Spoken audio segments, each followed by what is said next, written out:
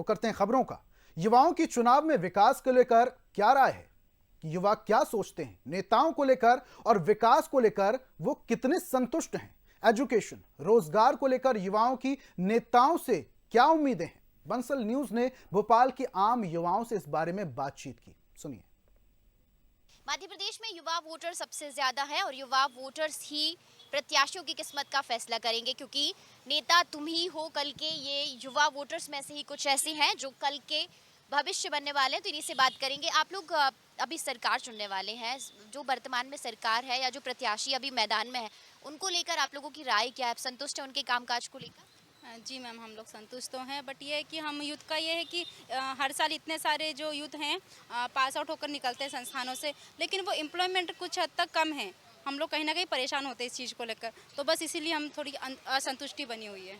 आपको क्या लग रहा है युवाओं के सामने अभी कौन सी समस्याएं या फिर डेवलपमेंट और एम्प्लॉयमेंट को लेकर जो चीज़ें कही जा रही हैं वो आप लोगों के लिए सुगमता से मिल भी रही हैं, आसानी से मिल रही हैं?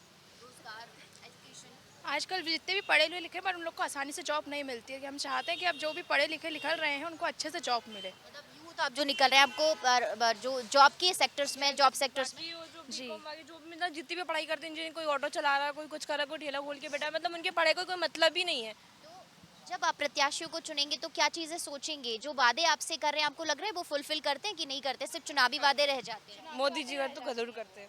तो आपको मोदी जी पे तो भरोसा है? बहुत भरोसा है। मुझे लगता है कि ऐसा वर्क तो हुआ है गवर्नमेंट की साइड से, लेकिन हमें ना व्यक्तिगत डेवलपमेंट पे ज़्यादा ध्यान देना चाहिए, क्योंकि अभी जो सिनेरियो है, अभी क्या होता है कि 4 से लेके 8 तक के बच्चों को किसी भी तरीके से पास कर दिया जाता है।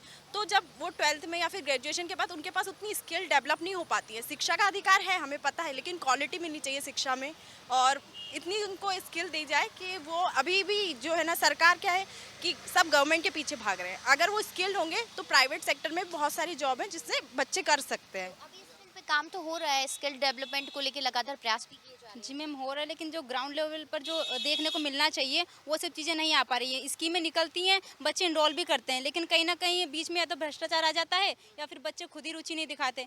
तो हमारे देश में देखा जाए तो रिसोर्स भी इतने नहीं है कि सबको गवर्नमेंट एम्प्लॉय दिया जाए, इसलिए कि जो करप्शन है वो जरूर, इन्होंने कहा जैसे कि करप्शन बीच में हो जाता है तो उससे युवाओं को नुकसान है। आपको लग रहा है कि करप्शन रुकना चाहिए? नहीं, रुकना नहीं चाहिए, मतलब चलते रहना चाहिए इनके हिसाब से तो हो गई। भ्रष्टाचार तो रुकना चाहिए। हाँ, भ्रष्टाचार तो रुकना चाहिए।